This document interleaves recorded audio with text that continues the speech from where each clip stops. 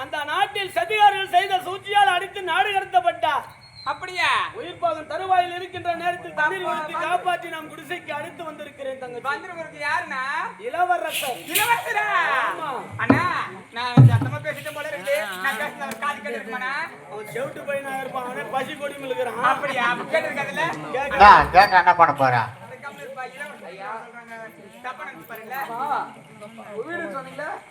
இதுதான் எங்க குடிசை. 5 வேண்டிதான் வீடா? இதுதான் வீடு.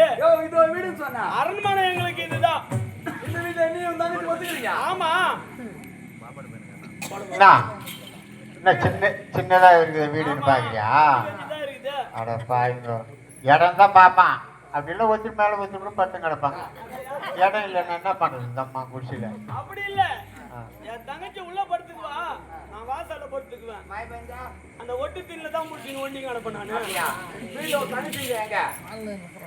அது இருக்கு. அண்ணா எங்க இருக்கிறது?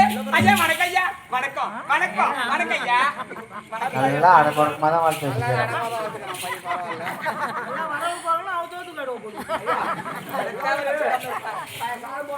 ஆமா எங்க போறீங்க? எங்க போறா ஐயா? நேற்று வாயூர் பாகத்துல அரிமா நகர் அண்ணன், நீ பெலாசூர், நாளைக்கு காஞ்சிபுரம் மாத்திரம் அரசு போக வேண்டியதான் ஒரு ஊரா. ஐயா அந்தி சாய்ந்து விட்டது. எங்க வீட்லயே நீங்க தங்கிட்டு போகலாம் ஐயா. நம்ம வீடுங்க ஐயா. எது நம்மள்தான்?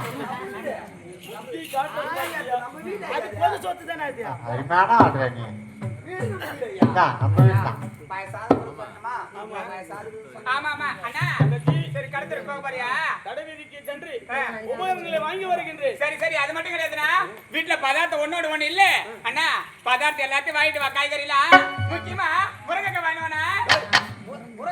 ஆமா முருங்காய் சாப்பிட்டாதான் முருங்கம். ஏம்பா எம்மா காய்கறி இருக்குதா? முருங்காய் தானா வாங்கணும் சொல்லுவா. முருங்கைக்காய் காரக்குழம்பு சாம்பார்னு அருமையா வைப்பேன். அதனால சொன்னேன். வேற எந்த காய்கறி வைக்க மாட்டியா? தங்கச்சி முருங்கைக்காய் கார குழம்பு சாம்பார் எல்லாம் வச்சாலும் எனக்கு ஒரு ஆசை ஐயா. என்ன எப்படி கேட்கறது தெரியல. கீரையில கருவாடு போட்டு தாளிக்கு சொல்லு. நினைக்கவே மாட்டேன் ஐயா. முருங்கைக்காய் வாங்கிதான் வாங்க வரும்போது ஆடுகறி ஒரு 1/2 எடுத்துவாங்க ஐயா. ஊருக்கு கோழிக்கறி போட்டு உடம்பு சூடாகுது ஐயா. ஆட்டுக்கறி போட்டா உனக்கு கையில பிடிக்க முடியாது. கடைக்காரனுக்கு கறி மேல ஆசை, இல்லாதவனுக்கு பொல்லாத ஆசையா. அது கூட ஆட்டுக்கறி கேக்குறேன் பாரு. போயிட்டு சீக்கிரமா வந்துட்டு போறேன். ஆனா சீக்கிரமா போயிடு. வரப்ப லேட்டா வாடா. ஆமா ஆமா கடை சாமான் எடுத்து போறீங்க. பழத்தை வாங்கிட்டு பொம்மை செய்யலாம்.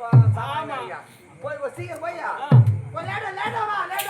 ஏன் பொறுமை சொல்றீங்க? எதுக்குண்ணா அண்ணா நானும் பதார்த்தம் வாங்கிட்டு சொல்லிருக்கிறேன். ஒண்ணு விட்டு ஒண்ணு வாங்கி வச்சுக்க அடிக்கடி கடை போக முடியாது. அதனால பொறுமையா வாங்கிட்டு வான்னு சொல்றேன். அதனாலதான் சீக்கிரம் போ, இல்லன்னா கடலை மூடிட்டு வாங்கண்ணா.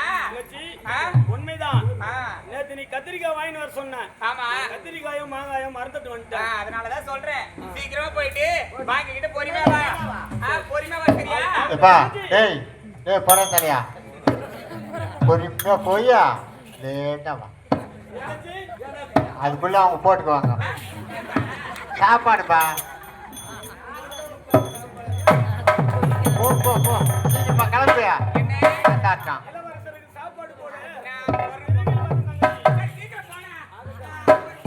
பாவியா வச்சுட்டு போட்டுங்க.